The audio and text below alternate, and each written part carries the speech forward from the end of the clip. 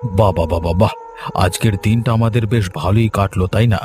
ওই হরিণের শিংগুলো বাজারে বেচতে পারলে অনেক টাকা পাওয়া যাবে। হ্যাঁ অবিনাশবাবু, আপনি ঠিকই বলেছেন। তবে আজকে হরিণগুলোকে মারতে বেশ কষ্ট হয়েছে। সে তো হবেই, কথায় আছে না, কষ্ট না করলে কি আর কেষ্টটা পাওয়া যায়? আচ্ছা খগেন, বলো তো, আমাদের কাছে মোট কটা হরিণের শিং, গন্ডারের শিং, হাতির দাঁত, বাঘের চামড়া স্টকে আছে? আনুমানিক হরিণের শিং 6টা, হাতির দাঁত 2টো, গন্ডারের শিং 2টো, বাঘের চামড়া 1টা, হরিণের চামড়া 3টে বোধ হয় হবে। মানে একবার আপনি মানে একবার গুনিয়ে নিলে ভালো হবে আর কি। আমি কি গুণে নিশ্চিত করে দেবো এখন? বেশ বেশ, সবগুলো একবার গুনে আমাদের জানাও তো তাড়াতাড়ি। এক্ষুনি জানাচ্ছি মালিক। অবিনাশবাবু, এই সকল জিনিসগুলোর দাম কত হতে পারে আনুমানিক? কয়েক লক্ষ তো বটেই। তবে যদি বিদেশি বাজারে বিক্রি করা যায় তাহলে তো কয়েক কোটি হতে পারে। ওরে বাবারে, শুনে আমার মাথা ঘোরা শুরু হয়েছে। কত টাকা, অবিশ্বাস্য! আরে কেন অবিশ্বাস্য? আরে বিদেশি বাজারে এই বন্য প্রাণীর হাড়, চামড়া, শিং, দাঁতের অনেক বেশি চাহিদা, বুঝলে? তাহলে তো আমাদের অনেক টাকার মালিক হতে কেউ আটকাতে পারবে না অবিনাশবাবু। আরে মালিক হয়েই তো বসে আছো। শুধু এইসব মালগুলো ভালো বিদেশি গ্রাহককে বিক্রি করে দিতে পারলি ব্যাস।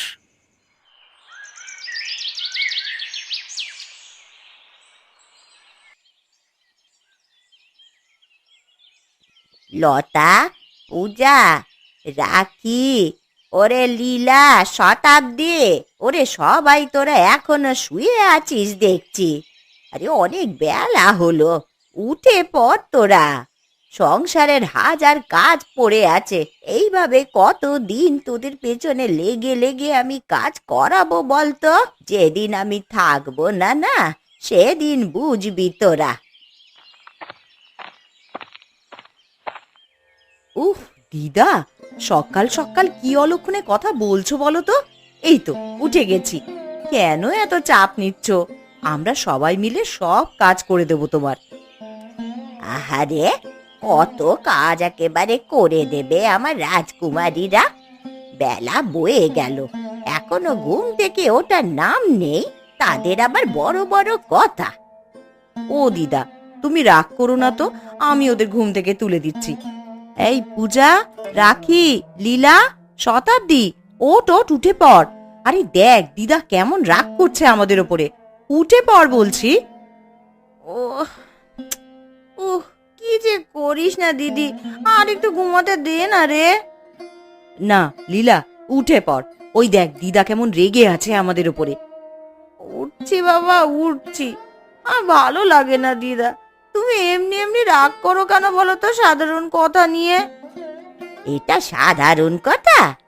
বেলা হয়ে গেছে, এখনো ঘুম থেকে উঠিসনি তোরা। আমি তো সেই কখন থেকে ডেকেই যাচ্ছি। আরে কি হলো রে রাখি, শতাব্দী, বলি তোরা উঠবি না নাকি? এই তো দিদা, উঠে গেছি। কেন সকাল সকাল এত চেঁচাচ্ছ বলো তো? আমিও উঠে গেছি দিদা, আর রাগ করো না। বাবা, বেশ ভালো। সকলে যখন উঠেই গেছো, তাহলে এবার বাকি সংসারের কাজগুলো করে আমাকে একটু উদ্ধার করো। দিদা, তুমি একদম চিন্তা করবে না, আমরা সবাই মিলে তোমার সমস্ত কাজ করে ফেলবো। তুমি এবার বিশ্রাম নাও তো। আমার আবার বিশ্রাম? বেঁচে থাকতে আমার আর বিশ্রাম নেওয়া হবে না রে। যেদিন মরবো সেই দিন থেকে আমি সম্পূর্ণ বিশ্রাম নিতে পারবো। দিদা, তুমি এমন ভাবে কিন্তু কথা বলবে না বলছি। দিদা, আবারও যদি তুমি মরার কথা বলেছো না, তাহলে কিন্তু আমরা তোমার আর কোনো কথা শুনবো না।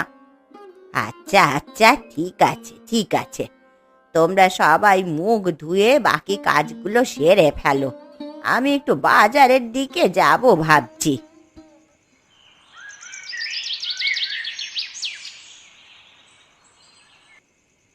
আমার এই নাতনিগুলোকে নিয়ে বড় চিন্তা।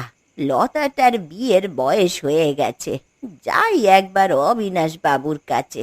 ওনার কাছে গিয়ে লতার বিয়ের ব্যাপারে কথা বলি। ওনার চোখে যদি কোনো ভালো পাত্র থাকে তাহলে ওনাকে বলবো আমাকে জানাতে।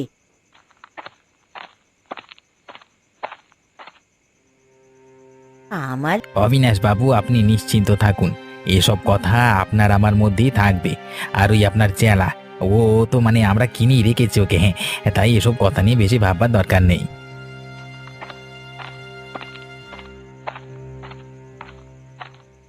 হবে না, তুমি গ্রামের মোড়ল আর তুমি এই 2 নম্বরি ব্যবসা করে প্রশাসন আর সমাজকে ফাঁকি দিচ্ছ। আমি তোমাদের সমস্ত কথা শুনে ফেলেছি, আর তাই আমি এই সব কথা গ্রামবাসীদেরকে জানাবো। আরে আপনি এখান থেকে যেতে পারলে তবেই তো গ্রামবাসীদের আমাদের ব্যবসার কথা জানাবেন। এই বুড়িকে চেপে ধর তো। ছাড়ো, ছাড়ো আমাকে, ছাড়ো বলছি। তোমাদের কিন্তু ভালো হবে না, এই আমি বলে দিচ্ছি। কি ভালো কি খারাপ সেটা আমরা বুঝে নেব। আপনি আমাদের গোপন রহস্য জেনে গেছেন, তাই একটি মুহূর্ত আপনাকে আর জীবিত রাখা যাবে না। আহ, আহ, আহ, আহ, আহ, আহ। অবিনাশ বাবু, পাখি উড়ে গেছে, হে। যাক, আর কোনো প্রমাণ রইল না। এরপরও যদি কেউ আমাদের রাস্তার কাঁটা হয়ে দাঁড়ায়, তাকে এভাবেই আমরা সরিয়ে দেব।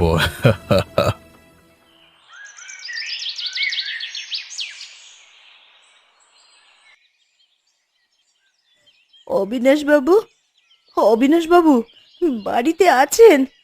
আমরা 5 বোন এসেছি আপনার সাথে কথা বলতে। ও লতা, তুমি এসেছো? সাথে তোমাদের 4 বোনকে নিয়ে এসেছো? হ্যাঁ অবিনাশ বাবু, আপনি নিশ্চয়ই আমাদের দিদার খুন হয়ে যাওয়ার বিষয়টা জেনে গেছেন। সর্বনাশ, কি বলছো? মাসিমা খুন হয়ে গেছে? কবে, কোথায়, কখন? অবিনাশ বাবু, কাল দিদা সন্ধেবেলায় আপনার এখানে আসবে বলেই ঘর থেকে বেরিয়ে গিয়েছিল, কিন্তু তারপর আর দিদা রাতে ফিরে আসেনি। আহারে, এ তো খুবই দুঃখজনক ঘটনা। মাসিমা আমার বাড়িতে আসতে চেয়েছিলেন, কিন্তু আর এলেন কই? অবিনাশ বাবু, দিদা কিন্তু বাড়ি থেকে বের হওয়ার আগে আপনার বাড়িতে আসার কথাই বলছিল। তোমরা কি আমার কথা বিশ্বাস করছো না? আমি সত্যি বলছি, তোমার দিদা আমার বাড়িতে আসেনি। মানে উনি কোথায় গেছেন না গেছেন আমরা তো ঠিক জানি না, কিন্তু তোমরা... দিদা আপনার এখানে আসবে বলেই বেরিয়েছিল সন্ধেবেলায়, কিন্তু তারপর আর ফিরে আসেনি। আজ সকালে ওনার মৃতদেহ আমাদের বাড়ির দরজার সামনে পাওয়া যায়। আহারে, খুবই দুঃখজনক ঘটনা। তবে কে বা কারা তোমার দিদাকে মেরে ফেলেছে সেটা কি তোমরা জানতে পেরেছো? না না অবিনাশ বাবু, আমরা কিছুই জানতে পারিনি কে আমাদের দিদাকে মেরে ফেলেছে, তাই তো আপনার কাছে এসেছি। ও আচ্ছা আচ্ছা, কিন্তু কে তোমার দিদাকে মারতে পারে বলো তো? তোমাদের কি কোনো কারোর উপর সন্দেহ আছে? এই মুহূর্তে আমরা শোকগ্রস্ত, তাই দিদাকে কে মেরেছে সেই ভাবনাটা আমাদের মাথায় এখনো আসেনি। অবিনাশ বাবু, দয়া করে আপনি আমার দিদার খুনের ব্যাপারটা একটু তদন্ত করে দেখুন। তোমরা 5 বোনেরা মিলে যখন আমার কাছে সাহায্যের জন্য এসেছো, আমি নিশ্চয়ই আমার যথাসাধ্য চেষ্টা করব দোষীকে বের করবার। তোমরা নিশ্চিন্তে বাড়ি ফিরে যাও। আমি এই ঘটনা তদন্ত করব এবং দোষীকে শাস্তি দেওয়ার ব্যবস্থা করব। খগেন, বাড়িতে আছিস? এই ভর দুপুরে তোর সাথে একটা জরুরি কথা বলতে এলাম। অবিনাশ বাবুজি, আরে আসুন আসুন, আপনি কেন কষ্ট করে আসতে গেলেন আমার বাড়িতে? আমাকে সংবাদ পাঠালে আমি না হয় চলে যেতাম আপনার ওখানে। কেন রে খগেন, আমি কি তোর বাড়িতে আসতে পারি না? না না অবিনাশ বাবু, সে কথা নয়। আসলে আমি হচ্ছি গরিব মানুষ, আমারই ভাঙা বাড়িতে আপনি কষ্ট করে এসেছেন তাই আর কি। ওসব নিয়ে তুমি ভেবো না। আর তোমার এই ভাঙা বাড়ি কিছুদিনের মধ্যে অট্টালিকায় পরিণত হবে। জঙ্গলের জীবজন্তু মেরে তাদের চামড়া, শিং, নখ বিক্রি করে যেসব লক্ষ লক্ষ টাকা কামাবো, সেখান থেকে তুমিও তো অনেক টাকা ভাগ পাবে। হ্যাঁ অবিনাশ বাবু, সেটা তো ঠিক। আচ্ছা বলুন, আপনি কোন গুরুত্বপূর্ণ কথা বলতে এসেছেন? হ্যাঁ খগেন, আমি তোমাকে এটাই বলতে এসেছি যে আজকে সকালে ওই বুড়ির 5 নাতনি আমার সাথে দেখা করতে এসেছিল। ওরে বাবা, 5 নাতনি একসাথে আপনার সাথে দেখা করতে এসেছিল, তা কি বললো মুগি? হ্যাঁ, কি আর বলবে, ওরা আমার কাছে অনুরোধ নিয়ে এসেছে যাতে ওর দিদাকে যে মেরে বা খুন করেছে তাদের খুঁজে বের করতে এবং কঠোর শাস্তি দেওয়ার ব্যবস্থা করতে। বাহ! হ্যাঁ, বাবার কাছে কাকার গল্প, তা আপনি কি বললেন ওদের? হ্যাঁ, আমি কিছু না জানবার ভান করে মুখে দুঃখ দুঃখ ভাব প্রকাশ করে তাদের আস্থা দিলাম যে খুব শীঘ্রই আসল দোষীকে বের করে তাদের উপযুক্ত শাস্তি দেওয়া হবে। বাহ বাহ বাহ বাহ! আপনি পারেনও বটে। আর কি করব।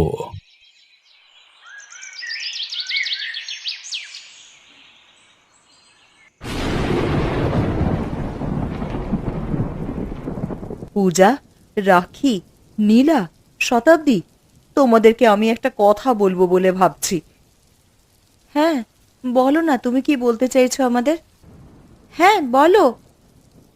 আমি তোমাদের যে কথাটা বলতে চাইছি সেটা সবাই মনোযোগ দিয়ে শুনবে, কেমন? নিশ্চয়ই লতাদি, আমরা তোমার কথা অবশ্যই মনোযোগ দিয়ে শুনবো। বলো না, তুমি কি বলতে চাইছো? দিদার এইভাবে আকস্মিকভাবে খুন হয়ে যাওয়ার পর আমরা 5 বোন ভীষণ শোকগ্রস্ত হয়েছি, কিন্তু জীবন তো আর থেমে থাকবে না। দিদা আমাদের যেইভাবে ছোট্ট থেকে বড় করেছে, লালন পালন করেছে, কোনো দিনও কিছুর অভাব থাকতে দেয়নি, তার জন্যে আমরা দিদার কাছে চিরকৃতজ্ঞ। লতা দিদি, তুমি এটা ঠিক কথা বলেছ, আমরা সবাই তোমার এই কথাতে একমত। সেই জন্য এই মুহূর্তে আমাদের জীবন নির্বাহ করার জন্যে আমাদের সকলকে মিলে মিশে একটা কাজ করতে হবে। লতা দিদি, কাজ করতে হবে বুঝলাম, কিন্তু কি কাজ করব বলো? আচ্ছা লতাদি, আমরা যদি কোনো খাবার হোটেলের ব্যবসা শুরু করি? হ্যাঁ, বুদ্ধিটা তোর খারাপ নয়, কিন্তু এতে অনেক টাকা পয়সা লাগবে, আর এই মুহূর্তে আমাদের কাছে তেমন কোনো টাকা পয়সা নেই। আচ্ছা, আমি একটা কথা বলি তোমাদের। বলো শতাব্দী। বলছিলাম কি, যে আমরা যদি ফুচকার ব্যবসা শুরু করি, মানে বাজারে ফুচকার দোকান দিয়ে শুরু করি, তাহলে কেমন হয়? আমার মনে হয় এতে খুব একটা টাকার দরকার হবে না। বাহ, এটা খুব ভালো কথা বলেছ তো শতাব্দী। আমাদের হাতে যা জমানো টাকা আছে সেই সব দিয়ে একটা ফুচকার দোকান অনায়াসে খোলা যায়, আর আমরা সকাল বিকাল নিজেদের মধ্যে ভাগ করে নেব কে কখন দোকানে বসবে। হ্যাঁ লতাদি ভাই, এটা তুমি ঠিক কথা বলেছ। আমরা নিজেদের মধ্যে আমাদের কাজগুলো ভাগ করে নেব, আর দিনের শেষে ফুচকা বেচে যা টাকা রোজগার হবে আমাদের নিজেদের মধ্যে ভাগ করে নেব। তাহলে সেটাই হোক। হ্যাঁ, আমরা সকলে মিলে ফুচকার দোকান দিয়েই বরং শুরু করি।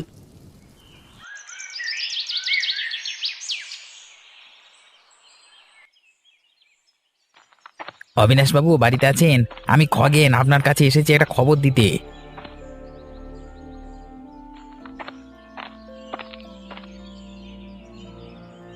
আরে খগেন, এসো এসো, বলো সকাল সকাল কি খবর দিতে এসেছো? ওই বুড়ির 5 জন নাতনি, মানে ওর বোনেরা মিলে একটা ফুচকার দোকান দিয়েছে, এবং সেই ফুচকার দোকানটি রমরম করে চলছে। তাই নাকি? ওই বুড়ি মরে যাওয়ার পর দেখি নাতনিদের মাথায় অনেক বুদ্ধি এসেছে। তা যে করি হোক, ছলে বলে কৌশলে ওই দোকানটাকে বন্ধ করতেই হবে। ঠিক বলেছেন অবিনাশবাবু, তাই জন্যই তো আপনার সাথে পরামর্শ করতে এসেছি যে কি করে ওই বুড়ির 5 নাতনির দোকান তুলে দেওয়া যায়। আমি এসব ছোটখাটো ব্যাপার নিয়ে মাথা ঘামাতে চাই না।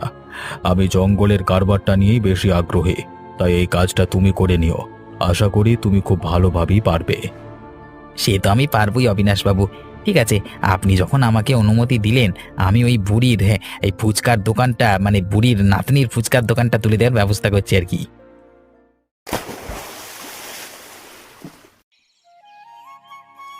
আরে লতা, তোমাদের ফুচকার দোকান কেমন চলছে? ভগবানের কৃপায় বেশ ভালোই চলছে আমাদের ফুচকার দোকান খগেনদা। তবে আমি শুনতে পেলাম তোমরা ফুচকাতে যে জলটি ব্যবহার করছো সেটা দূষিত।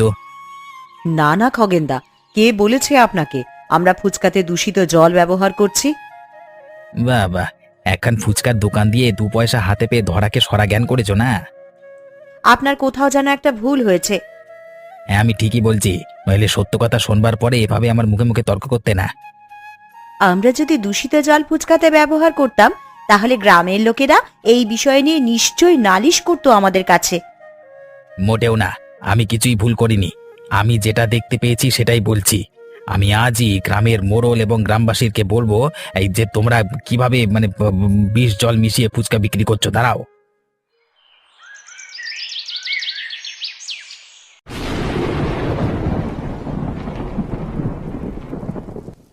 রাখি, নীলা, শতাব্দী, আমি আর পূজা মিলে তোমাদেরকে আজকে আমাদের ফুচকার দোকানে ঘটে যাওয়া ঘটনার কথাটা বলি। আমাদের ফুচকার দোকানে কি ঘটনা ঘটেছে লতাদি? ওই যে খগেনদা আছেন না, এসব করছে লোকটা। ঠিক বলেছিস বোন, সময় আসলেই লোকটাকে একটা শিক্ষা দিতে হবে। আমাদের সবাইকে খুব সচেতন হয়ে দোকানটাকে সামলাতে হবে। আমি তোমাদের একটাই অনুরোধ করব যে কারো কোনো কথা শুনে উত্তেজিত হয়েও না, শান্ত হয়ে নিজের মনে নিজের কাজটুকুনি করো।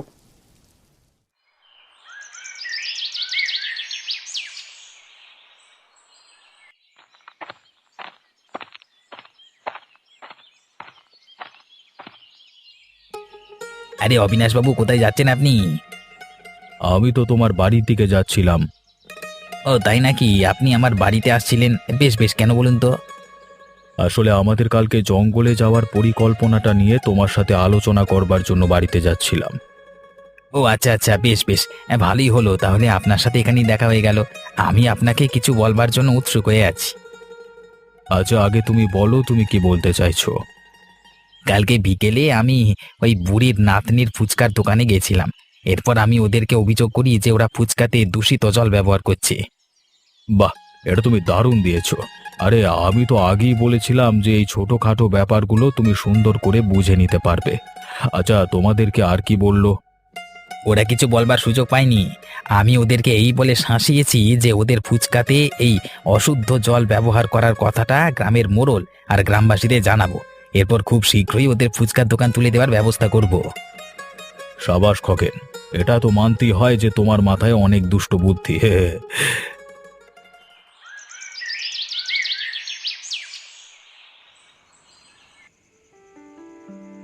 খগেন, সাবধানে এসেছো তো? কেন অবিনাশবাবু, আপনি এই কথা কেন জিজ্ঞেস করলেন আমাকে? আরে কতবার মনে নেই, ওই বুড়ি আমাদের দেখে ফেলেছিল। ও আচ্ছা আচ্ছা, বুঝতে পেরেছি। আমি সাবধানে এসেছি। আর এত রাতে কেউ আমাদেরকে দেখেনি, এটা আমি নিশ্চিত। নীলা, শতাব্দী, আরে কই দেখ, খগেনদার অবিনাশবাবু জঙ্গলের দিকে যাচ্ছে। হ্যাঁ, এই খগেনদাই না আমাদের ফুচকার দোকানে গিয়ে লতা দিদি আর পূজা দিদিকে শাসিয়েছিল। ঠিক বলেছিস নীলা, একটা কাজ করি। আমার এই দুজনের উপরেই সন্দেহ হচ্ছে। চল তো এদের পিছু নি। হ্যাঁ হ্যাঁ, চল চল, চুপি চুপি যাই।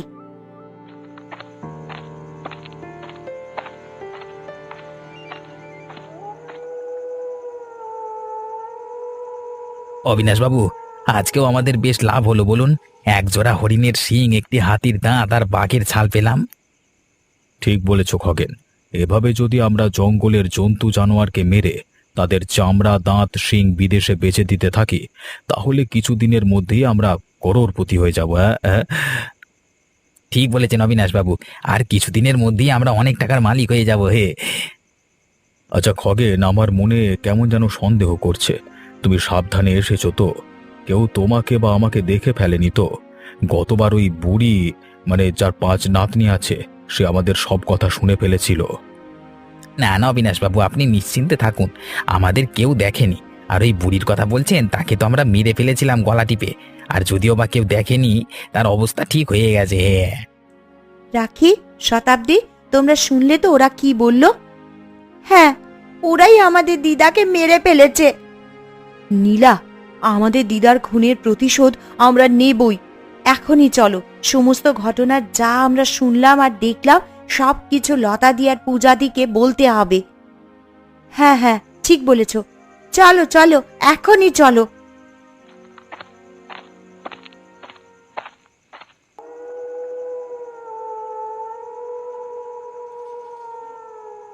লতাদি, নীলাদি, একটা গুরুত্বপূর্ণ কথা তোমাদের বলার আছে।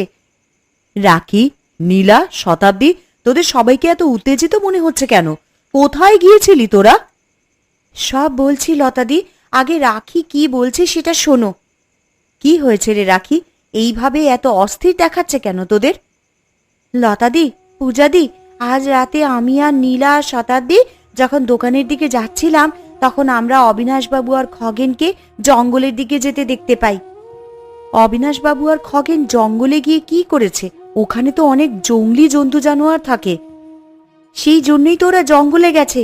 জানো লতাদি, পূজাদি, খগেনদার অবিনাশবাবু জঙ্গলে জন্তু জানোয়ারদের মেরে তাদের চামড়া, দাঁত আর শিং এইগুলো বিদেশে বেচে অনেক টাকা রোজগার করে। শুধু তাই নয়, এই কথাটা আমাদের দিদাও জেনে গিয়েছিল, তাই দুজনে মিলে গলা টিপে আমাদের দিদাকে মেরে ফেলেছে। তোরা এসব কি বলছিস? আমি তো বিশ্বাসই করতে পারছি না। আমাদের দিদাকে অবিনাশবাবু আর খগেনদা মিলে মেরে ফেলেছে? হ্যাঁ লতাদি, আমরা নিজের কানে এই কথা শুনেছি।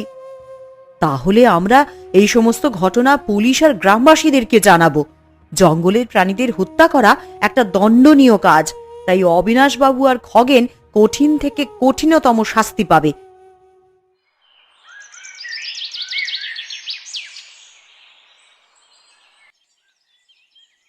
অবিনাশবাবু, অবিনাশবাবু, এক্ষুনি বেরিয়ে আসুন। আরে লতা, এসো এসো, তোমাদের বোনেরাও এসেছে দেখছি। তা বলো, কি খাবে, লাল চা না দুধ চা? অবিনাশবাবু, আমরা না তো আপনার এখানে চা খেতে এসেছি, না আপনার আদিক্ষেতা সহ্য করতে এসেছি। ওমা, সে কি, এত রেগে কথা বলছো কেন? তা সকাল সকাল তোমরা বোনেরা আমার বাড়িতে এসেছো, আমি কি একটু অতিথি আপ্যায়নও করতে পারবো না?